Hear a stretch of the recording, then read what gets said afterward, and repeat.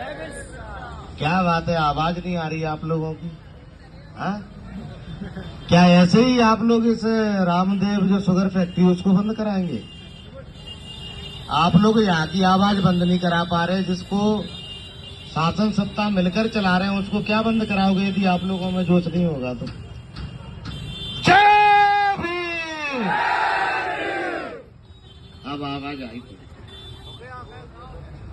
अपनी बात रखने से पहले विश्व को शांति का संदेश देने वाले तथागत गौतम बुद्ध, आरक्षण के जनक छत्रपति साहू जी महाराज, और इस देश में एक दौर ऐसा था कि हम लोगों के हिंदू होने के बावजूद ही हमारी माता बहनों को, मेरी बात को बड़ा गौर से सुनकर जाना, माता बहनें आप सब लोग यहाँ पे बैठे हैं, हमारी माता बहनों को हिंदू होने के बावजूद भी इसी देश में कमर से ऊपर अपना शरीर ढकने का पैसा देना पड़ता था, टैक्स, यानी कि अपनी छाती ढकने का पैसा देना पड़ता था हिंदू राजाओं को भी।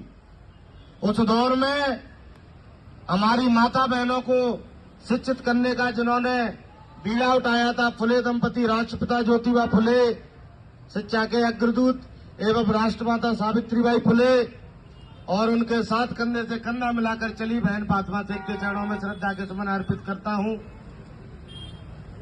क्रांति सूर बिरसा मुंडा, टांटिया मामा भील, मां अवंतीबाई लोधी, मां फूलन देवी, एक बात याद रखना, संत रविदास जी, संत कबीरदास जी, दुनिया की डिक्शनरी में, दुनिया के किसी भी किताब में ऐसा कोई शब्द नहीं है जो हमारे महापुरुषों के सच्चे संघर्ष को परिभाषित कर सके। यदि वो न होते तो हम तो होते, लेकिन आज इस हाल में न होते।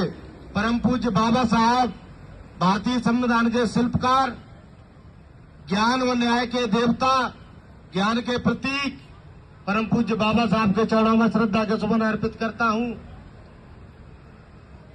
कलाम साहब एवं भारतीय राजनीति को भारत की अंतिम वंचित चौखट यानी कि हमारी चौखट तक पहुंचाने वाले मानवर साहब कांसीराम जी के चरणों में श्रद्धा के सुमन अर्पित करता हूं।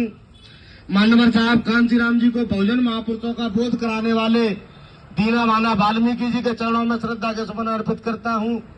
रामा स्वामी पेरियार साहब आज संत गाड़गे महाराज हैं, उनकी जयंती पर उनको नमन करता हूं।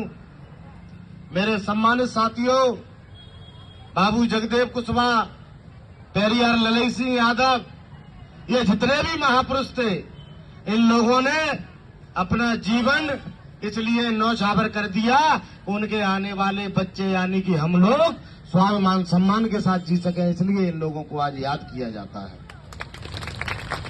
मानवर साहब कांसीराम जी का जो नारा था, भोजन हिता भोजन सुखाए, उनके जाने के बाद यह नारा कहीं न कहीं राष्ट्रीय पटल से ओझल सा हो गया था।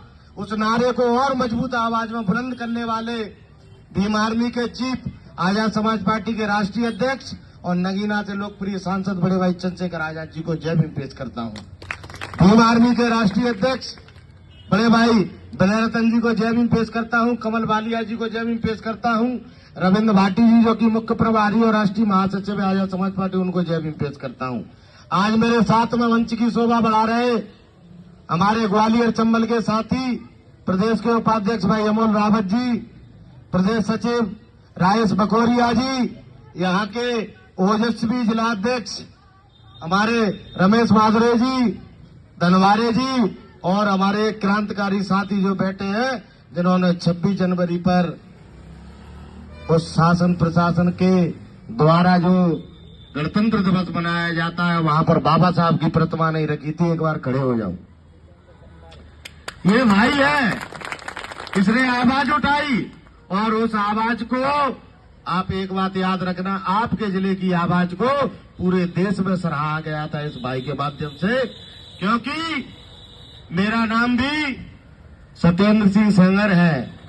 लेकिन जब इस तानाशाही सरकार ने, इस जातंकवादी सरकार ने मुझे 2 अप्रैल में अपने हक अधिकार के लिए आवाज उठाई और मुझे जेल में रखा, मेरी उम्र नहीं थी, उससे ज्यादा मेरे पर केस लगाए, जिस दिन से मेरी बात समझ में आई कि यदि अपने हक अधिकार मांगना विद्रोह है तो हाँ, मैं विद्रोही हूं और मैंने इंजीनियर सत्येंद्र विद्रोही अपना नाम रखा। हमारे भीम आर्मी के जिलाध्यक्ष सिवनी से चलकर आए धनवारे जी, पवार जी और सभी जो पंचासीन साथी यहाँ पर बैठे हैं, सभी को जय भीम, जय बिरसा पेश करता हूँ। हमारे खुराना जी जो मंच संचालन कर रहे हैं उनको जय भीम पेश करता हूँ। और साथ में जो आप जनता यहाँ पर बैठी है, किसी भी संगठन की, पार्टी की रीढ़ की हड्डी यदि कोई होता है तो वो कार्यकर्ता होते हैं, और यदि कार्यकर्ता ना होते तो ये मंच ना होते, और ये मंच ना होते तो हम नेता नहीं होते। इसलिए आपको मैं बारंबार जय भीम पेश करता हूं। मेरे सम्मानित साथियों, आज आप लोगों के बीच में उपस्थित हुआ हूं। निरंतर हम लोगों का जाना होता रहता है, क्योंकि इस देश में आप देखेंगे कि दुनिया में जमीन इतनी है, लेकिन यही जमीन दलित, पिछड़े, आदिवासियों के पास नहीं है। जबकि यह देश हमारा है, फिर भी हम लोगों के पास जमीन नहीं है। ये सोचना पड़ेगा।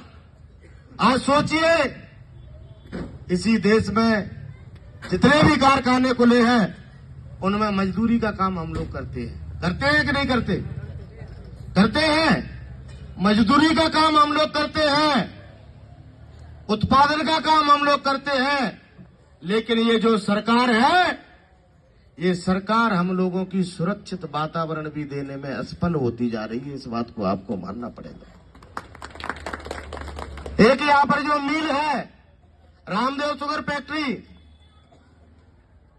मैं कहना चाहता हूं शुगर फैक्ट्री में तो बाद में ताला डालेंगे, लेकिन यहां की कलेक्टर महोदय, मैंने उनको आते समय कॉल किया था, मैंने मैसेज भी डाला है, तो उन्होंने ना तो मैसेज का रिप्लाई किया है अभी और ना कॉल अटेंड किया है।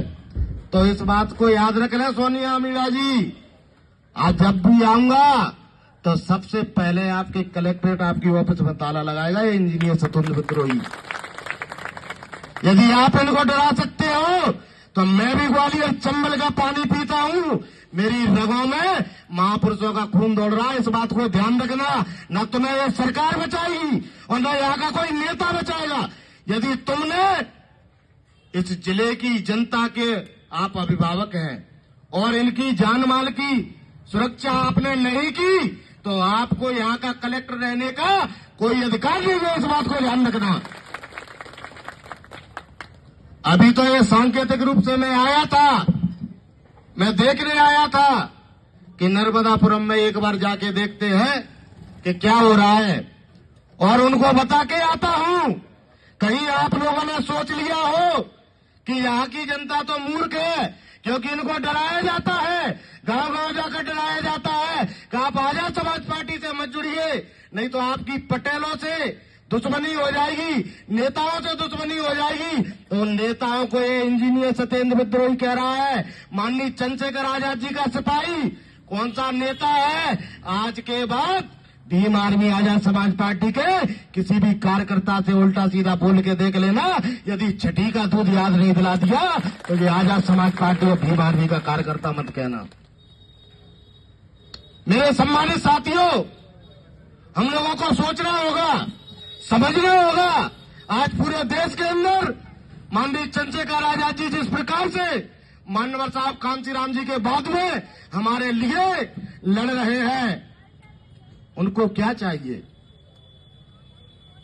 मेरे सम्मानित साथियों, आप लोग याद रखना, इस दुनिया में हम लोगों के लिए यदि सबसे महत्वपूर्ण कोई है तो सिर्फ शिक्षा, और दूसरा हमारा अधिकार है वो है वोट। वोट की ताकत को हम लोगों ने नहीं पहचाना है, और यही कारण है कि हम लोग आज दीनहीन जीवन जीने के लिए विवश हो रहे हैं। पहले मानवर साहब ने पूरे देश को चेताया था, आज माननीय चंद्रशेखर आजाद जी पूरे देश में हमारी लड़ाई लड़ रहे हैं। दलित, पिछड़े, आदिवासी, मुस्लिम, अल्पसंख्यक, वंचित लोगों की लड़ाई माननीय चंद्रशेखर आजाद जी लड़ रहे हैं। पहले ये लड़ाई भीम आर्मी आजाद समाज पार्टी के माध्यम से सड़क पर लड़ी जाती थी, और आज इसी वोट की ताकत के आधार पर लोकतंत्र के सबसे बड़े मंदिर लोकसभा में माननीय चंद्रशेखर आजाद जी लड़ रहे हैं। मेरे सम्मानित साथियों, हम लोगों को वोट की ताकत को